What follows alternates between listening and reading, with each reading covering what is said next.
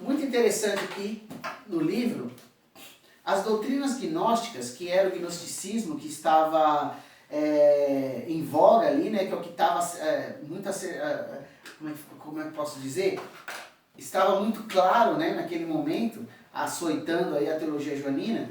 Então nós vamos ver algumas coisas que estavam acontecendo ali. Então, dentro dessas heresias, principalmente as gnósticas, tinha o perfeccionismo. O que o perfeccionismo prega, meus queridos? O perfeccionismo prega que quando você conhece a lei, você tem que cumprir a lei, à risca. E quando você cumpre a lei, você se torna então um fruto da lei, e aí então você está purificado. E por causa disso, então agora você é perfeito, o pecado não chega mais perto de você. Mas tinha um problema muito grande, João combatia isso. As pessoas que pensavam assim, elas colocavam um degrau entre aquelas outras pessoas que no entendimento deles estavam envoltas em pecados e ainda não tinham sido perfeitos, né? Purificados. Isso traz aí uma heresia muito grande, porque ela vai dizer, ela vai falar implicitamente que o homem depende dele mesmo. Né? Então quando eu vou lá e eu cumpro a lei pelos meus próprios métodos, eu me torno perfeito, ou seja, eu acabo me tornando melhor do que o outro. E aí a gente vai ver que a soberba começa a subir ali o coração desses mestres. E aí eles começam a fazer a separação. Por isso que João, nas suas cartas, ele enfatiza a questão do amor. Porque o amor que supera todas essas coisas, colocam todos no mesmo nível, ok? A obediência à lei é sim importante, mas ela tem que ser feita com o entendimento do amor da lei, não só a lei pela lei. Então olha só, o perfeccionismo dessas doutrinas versus guardar os mandamentos, ok? Nós vamos ver também o antinomianismo, que o antinomianismo é assim, guardar os mandamentos, mas de uma maneira que eu tenha algum título com aquilo.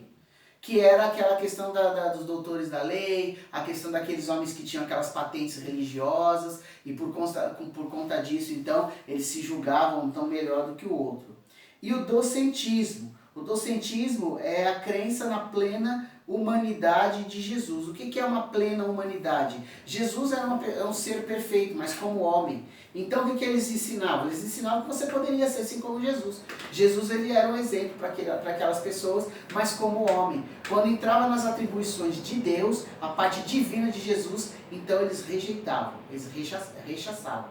E aí vem então aquela doutrina que eu falei para vocês, que eles pregavam que Jesus recebeu o Espírito Santo lá no ato do batismo, e eles pregavam que nós também podemos ser assim, mas em determinado momento ali Jesus perde essa característica, ele perde o Espírito Santo. E aí então o que acontece? Que Jesus torna-se um humano comum como nós. E então ele vai pregar então a perfeição da humanidade de Jesus. Mas eles vão descartar, né, o gnosticismo exacerbado vai dizer isso, eles vão descartar a divindade Jesus carne, eles não aceitam isso. Não, peraí. Se ele era carne, Jesus carne, ele não poderia ser divino. Complicado, né? Era um momento muito complicado, e aí a gente vai ver que as cartas de João, elas servem para aqueles dias, servem para os nossos dias, porque quando a gente começa a olhar para o nosso próprio coração, visitar o trono do nosso coração, a gente começa a perceber que estamos nos distanciando da obediência à palavra do Senhor, do amor que João tanto prega, e acima de tudo, meus irmãos, nós estamos perdendo a nossa fé no Deus verdadeiro e poderoso. Ok? Vamos lá. Vamos caminhar um pouquinho aí. Estamos aqui já caminhando para uma parte aqui mais, que já é no crepúsculo da aula, mas eu acho que a gente ainda consegue falar algumas coisas. Qual foi então a contribuição, percebam bem esse tópico, vai ter aí um trabalhinho para vocês fazerem cerca disso, a contribuição das epístolas de João. Como que essas cartas contribuíram, não só ali para o primeiro século, né, mas também para o cotidiano das igrejas nos dias de hoje. Primeira coisa, a afirmação da segurança do Evangelho em Cristo e a doutrina do Evangelho. João ele contribui com as suas cartas para a segurança, a afirmação do último apóstolo que pôde falar, explicitar a teologia de Cristo, o Evangelho pregado por Cristo, né? Nós já falamos aqui que João ele volta nos assuntos que ele julga o cerne das suas escritas, que é o amor, a fé e a obediência. Então, ele com isso, ele consegue afirmar o que Jesus pregou. ele afirma o Evangelho de Cristo e a doutrina que está inserida nesse Evangelho. Se você for pegar todos os Evangelhos e tudo que Jesus ensinou, você vai ver que é muito parecido, né? O tema central vai se parecer muito com as cartas de João. Porque o que Jesus ensina? Ele ensina o amor, né? Ele ensina o amor sobre todas as coisas. O amor a Deus, o amor ao próximo como a nós mesmos, né? E Jesus ensina também a obediência e ele ensina a fé. Você vai se lembrar aí alguns evangelhos, se você passar rapidamente na sua memória e ver alguns milagres, algumas atitudes de Jesus, você vai ver que todas essas atitudes e todas essas passagens, elas vão estar regadas dessas três coisas que é o tema central, não só do evangelho, mas das epístolas de João. O amor, a fé e a obediência, ok? A fé genuína e a manifestação do amor. Muito bem, meus queridos. João ele vai deixar claro nas suas cartas que não basta somente nós entendermos o amor de Deus e nós obedecermos a sua palavra, mas este amor ele tem que ser manifesto através do quê? Através das obras. O amor a Deus e a nossa capacidade de obedecer, ela tem que gerar fruto, não só fruto de arrependimento, mas ações que mostram este amor emanado em cada discípulo de Cristo. Tá? Então, a contribuição da Epístola de João, e se você for ler essas cartas, você vai ver, é um pastor falando com você, né? Você vai ver que isso está muito claro, que a fé genuína e a manifestação, né, deste amor, ele vai ser aí uma linha corrente nessas cartas, nessas epístolas, ok? A distinção entre a igreja neotestamentária e a igreja do primeiro século.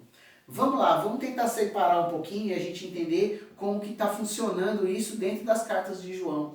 João ele vai citar, assim como Jesus também fez, as escrituras, o Antigo Testamento. Ele vai falar sobre os fundamentos do que Jesus está pregando, ligados ali à lei. Ele não desliga todo esse ensinamento teológico, ele não desliga a sua doutrina da lei, tá? Então ele vai apresentar a igreja, os primeiros formatos da igreja. A gente pode observar ali como que era a igreja de Atos, né? As citações ali, nós vamos pegar algumas características. A primeira coisa que nós vamos ver ali na igreja de Atos é a questão do amor muito forte, do respeito, do amor um com o outro, da obediência aos apóstolos, né, a obediência às escrituras. Né? O texto de Atos vai dizer que as pessoas, ninguém tinha nada como seu, e eles levavam tudo aos pés dos apóstolos, eles compartilhavam uns com os outros. Esta igreja, esse modelo de igreja, ela vai trazer ali ela vai regar a igreja neotestamentária, ou seja, as igrejas do Novo Testamento. Você vai perceber isso nas cartas, né? As cartas, a própria igreja de Éfeso, as cartas aos Coríntios, você vai perceber na carta dos Hebreus. Então nós vamos perceber que este contexto, João ele faz essa ligação para que não se perca a referência de igreja, né, para as igrejas do primeiro século. Agora, essa contribuição de João, ela veio muito clara para nós, porque as igrejas do primeiro século, elas eram um pouquinho diferentes, porque as igrejas eram igrejas do debate.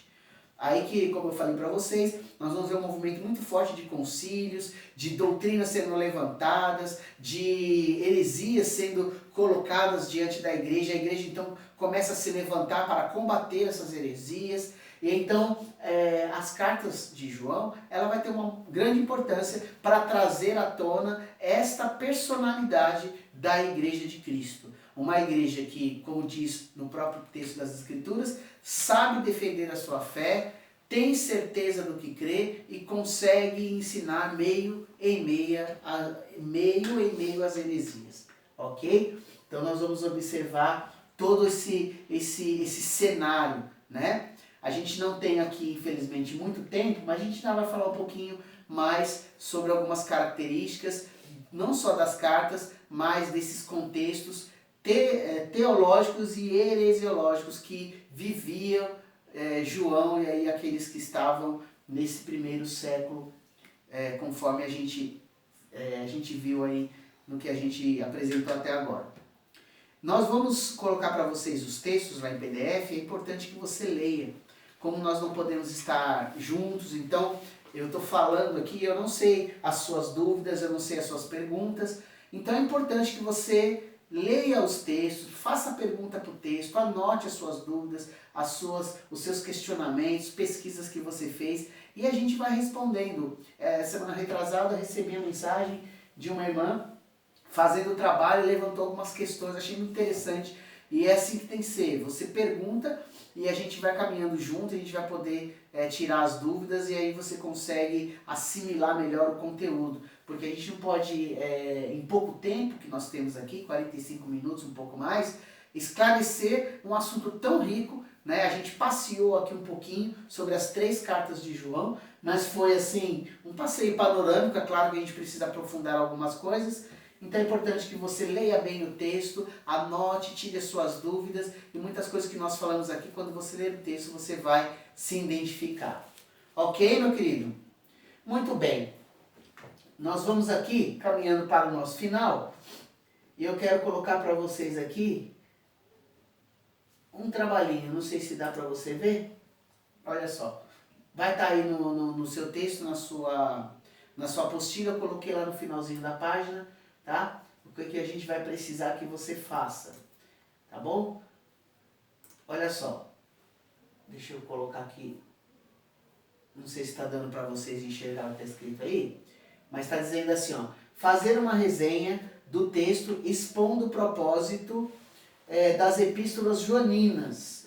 Deixa eu ver se eu consigo melhorar aqui para a gente poder enxergar melhor aqui.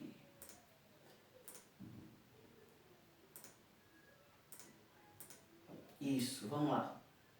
Fazer uma resenha do texto expondo o propósito das epístolas joaninas e a autoria e concluir dissertando sobre a contribuição das epístolas joaninas na percepção das igrejas dos documentos neotestamentários mais antigos e a igreja no final do século. Tranquilo. Então você vai fazer uma resenha do texto, você vai receber uma apostila que deve ter de 3 a 4 páginas, não é assim tanta coisa, você vai fazer uma resenha, mas nessa resenha você vai especificar essas coisas que eu coloquei aqui. O propósito das epístolas, a autoria, né? Vai falar um pouquinho sobre essa questão da autoria de João, das cartas serem de João ou não. E você vai concluir essa resenha falando sobre a contribuição dessas epístolas para as igrejas do primeiro século. Ok? Muito bem, estamos caminhando aí para o final, vou deixar aqui com vocês já têm, mas é sempre bom lembrar aí dos meus contatos, né? Eu não tenho assim, redes sociais, eu não tenho Facebook, mas você pode me mandar o e-mail, que é o caminho que vocês estão colocando ali os trabalhos, o meu celular e o meu WhatsApp, que é o mesmo número, tá bom? Aí você pode falar comigo, mandar as perguntas. Durante o dia talvez eu não consiga te responder, mas toda noite eu dou uma visitada lá no WhatsApp e eu posso responder, deixar para você aí tirar aí a sua dúvida, ok?